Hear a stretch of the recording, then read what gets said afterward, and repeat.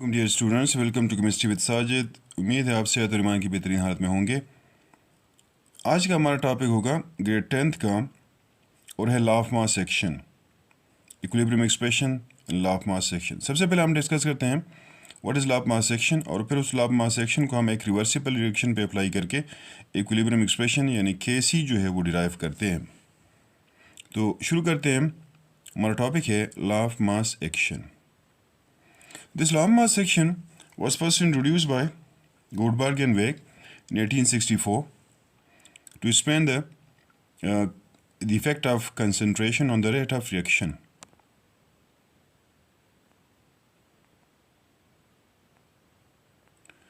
अच्छा, इन दो साइंटिस्ट ने गोल्डबर्ग और वेक 1864 में एक लॉ पेश किया और वो लॉ था लॉ ऑफ मास सेक्शन उसको कहते हैं। बेसिकली ये लॉ था to explain the relationship between the concentration of reactants and rate of chemical reaction, कि rate of chemical reaction concentration के साथ उसका क्या ताल्लुक है। तो इस लॉ को हम कहते हैं law of mass section. Now what is the statement of this law, वो चीज़ इंपॉर्टेंट है, लिहाजा हम statement of law of mass section पढ़ते हैं।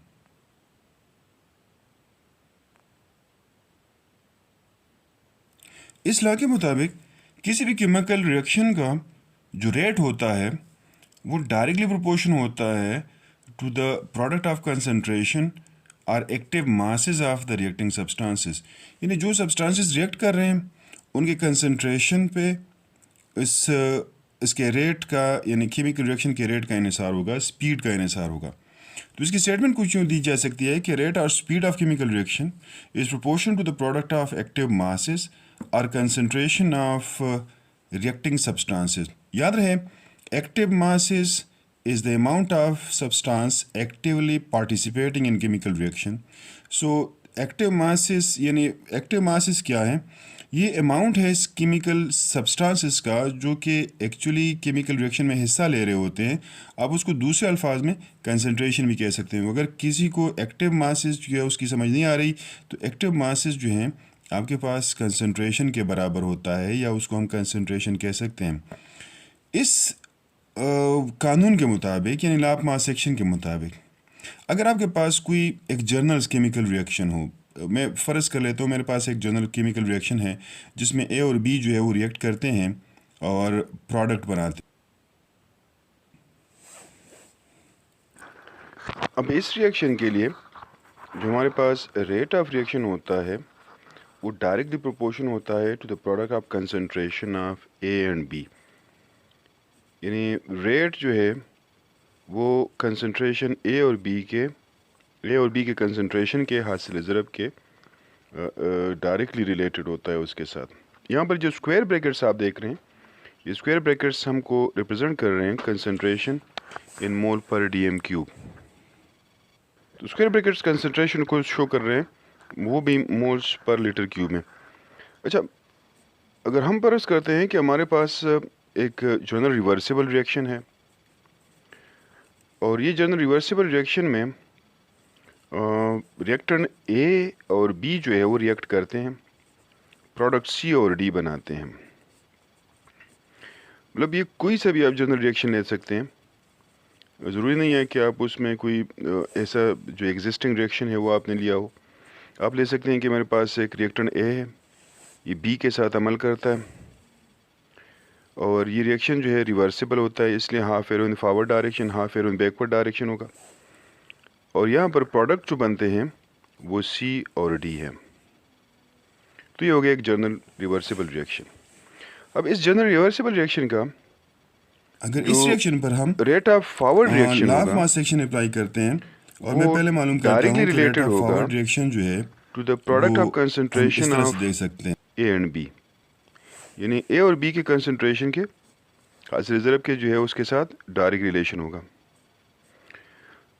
लिहाजा हम लिख सकते हैं कि अगर मैं रेट ऑफ फॉरवर्ड रिएक्शन को आर एफ से रिप्रेजेंट करूं और प्रोपोर्शनलिटी साइन ख़त्म करने के लिए मैं के एफ लिखूं, तो मेरे पास ये इक्वेशन आएगा R F is equal to K F into A concentration into B concentration. यहाँ पर के एफ जो है आपके पास क्या है, ये rate constant for forward reaction है, इसको हम कहते हैं rate constant for forward reaction.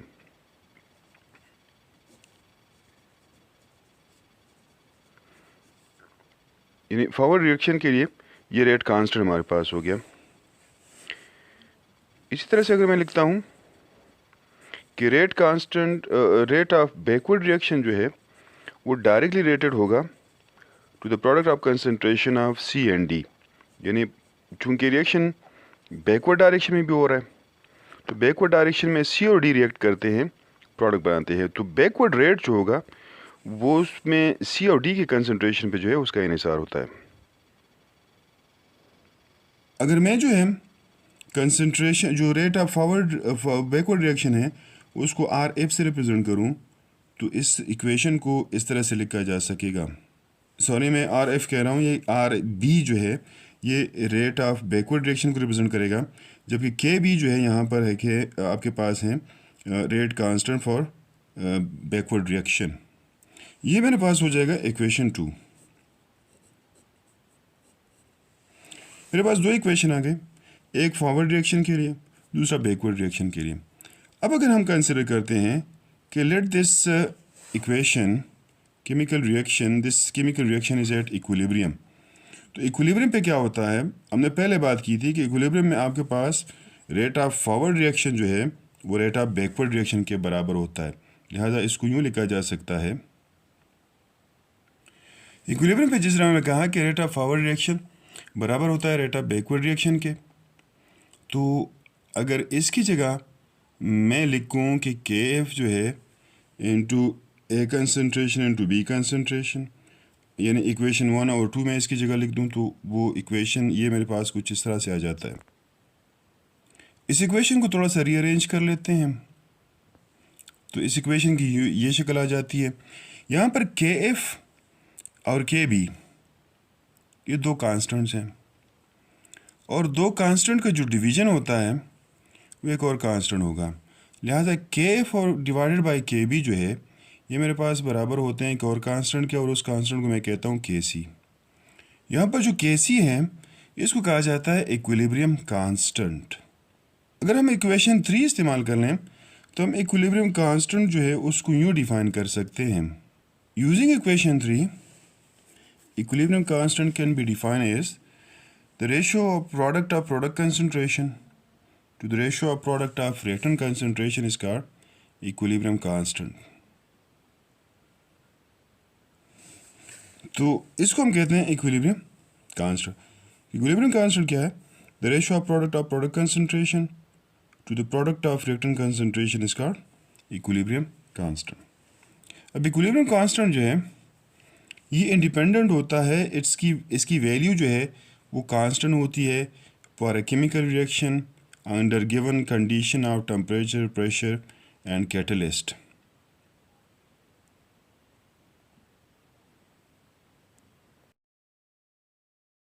की वैल्यू अगर किसी रिएक्शन के लिए लार्ज है तो इसका मतलब है कि इसकी प्रोडक्ट कंसंट्रेशन जो है वो ज़्यादा है, रिएक्टेंट कंसंट्रेशन जो है वो आपके पास कम है, एंड वाइस वर्सा। यानी के सी की वैल्यू अगर स्मॉल है तो इसका मतलब है कि रिएक्टेंट कंसंट्रेशन ज़्यादा है, प्रोडक्ट कंसंट्रेशन कम है।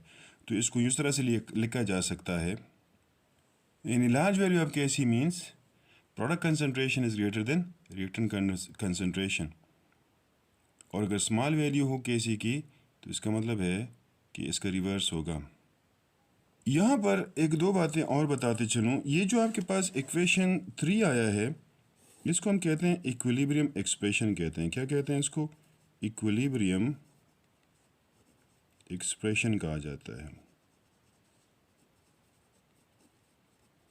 अब किसी भी रिएक्शन के लिए, ये तो हमने जनरल रिएक्शन के लिए लिखा है, किसी भी रिएक्शन के लिए अगर आपने इक्विलिब्रियम एक्सप्रेशन लिखना है तो आप ये करेंगे कि रिएक्टेंट कंसंट्रेशन जो है उसको ऊपर लिखेंगे, प्रोडक्ट की कंसंट्रेशन जो है उसका हासिल ज़रा नीचे लिखेंगे, तो ये आपके पास उसका इक्विलिब्रियम एक्सप्रेशन आ जाएगा। अगर आपको याद नहीं रहता और आपसे भूल जाता है तो आप इस तरह से लिखें कि right hand on top, left hand on bottom. Right hand on top, left hand on bottom का मतलब ये होगा कि राइट हैंड पे आपके पास किसी केमिकल रिएक्शन में प्रोडक्ट्स होते हैं, जबकि लेफ्ट हैंड साइड पर आपके पास रिएक्टेंट होते हैं। तो आप प्रोडक्ट्स जो हैं उसको टॉप पे लिखेंगे, रिएक्टेंट्स जो हैं उसको बॉटम में लिखेंगे, तो ये आपके पास टॉप पे प्रोडक्ट आ गए और ये बॉटम में रिएक्टेंट आ गए, तो ये आपके पास आ जाएगा के सी। यहाँ पर ये भी आपको बताता चलूँ कि ये जो के जो है ये आपके पास होता है इक्विलिब्रियम कांस्टेंट कहलाता है। ये जो सी लिखा हुआ है, के साथ जो सी लिखा हुआ है, ये सी हमें शो करता है कि हमने रिएक्टेंट और प्रोडक्ट के कंसंट्रेशन लिए हुए हैं मोल पर डीएम क्यूब में। यानी अगर आप कंसंट्रेशन मोल पर डीएम क्यूब में नहीं लेते, आप किसी और यूनिट में लेते हैं, जिस तरह से मोल फ्रैक्शन भी एक यूनिट है कंसंट्रेशन शो करने का, पार्शियल प्रेशर भी है, नंबर ऑफ मोल्स भी हैं, तो फिर यहाँ पर सी लिखना जो है वो ज़रूरी नहीं होता। मसलन in case of partial pressure, if the concentration of gases are shown in terms of partial pressure, then Kc is replaced by Kp। और अगर आप मोल फ्रैक्शन में इसको लेते हैं, यानी कंसंट्रेशन रिएक्टेंट्स और प्रोडक्ट को उसको मोल फ्रैक्शन में रिप्रेजेंट करते हैं, तो फिर हम Kc की जगह Kx लगाते हैं। तो इस C का मतलब क्या होगा, ये कंसंट्रेशन होगा, और कंसंट्रेशन जो है मोल पर डीएम क्यूब होगा। एग्ज़ाम में आपसे अक्सर औकात ये पूछा जा सकता है कि आप जो गिवन केमिकल रिएक्शंस हैं उसके लिए इक्विलिब्रियम एक्सप्रेशन लिखें। तो एक दो एग्जांपल मैं आपको करा देता हूँ, एक दो रिएक्शंस, उसके लिए इक्विलिब्रियम एक्सप्रेशन किस तरह से लिखा जा सकता है।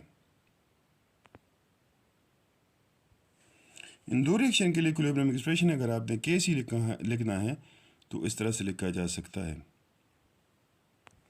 तो ये हो गए इन दोनों इक्वेशन के लिए इक्विलिब्रियम एक्सप्रेशन। यहाँ पर एक चीज़ यहाँ पर हम डिस्कस नहीं करते, वो ये है कि ये जो आप देख रहे हैं, ये जो एक्सपोनेंट्स आप देख रहे हैं केमिकल इक्वेशन में, तो केमिकल एक्सप्रेशन में, इक्विलिब्रियम एक्सप्रेशन में, ये उन्हीं रिएक्टेंट्स या प्रोडक्ट्स के जो एक्सपोनेंट्स हो जाते हैं। मिसाल के तौर पर अगर आप देखें अमोनिया, तो अमोनिया का कोएफिशिएंट क्या है, वो 2 है। तो जब आप उसके लिए इक्विलिब्रियम एक्सप्रेशन लिखेंगे तो आप एक लिख देंगे NH2 कंसनट्रेशन, और ये जो 2 है ये इसका एक्सपोनेंट हो जाएगा। यहाँ पर अगर आप नाइट्रोजन का देखें तो उसका एक्सपोनेंट का कोएफिशिएंट जो है वो 1 है, लिहाजा यहाँ पर नाइट्रोजन कंसनट्रेशन का जो एक्सपोनेंट होगा वो भी 1 लिखा जाएगा। वन आमतौर पर हम लिखते नहीं हैं, लिहाजा यहाँ पर 1 मौजूद होता है। इस तरह से अगर आप हाइड्रोजन देखें तो उसका कंसंट्रेशन हम इस तरह लिखते हैं, और जो कोएफिशिएंट है बैलेंस केमिकल इक्वेशन में ये उसका पावर हो जाएगा, यानी उसका एक्सपोनेंट हो जाएगा।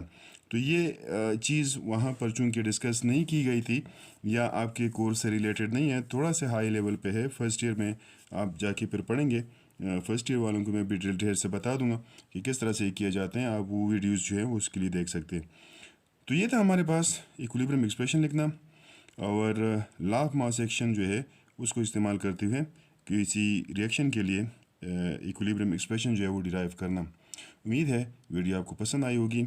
अगले वीडियो देखने के लिए या मज़ीद वीडियो देखने के लिए मेरा चैनल सब्सक्राइब कीजिएगा। आपके वक्त का बहुत शुक्रिया।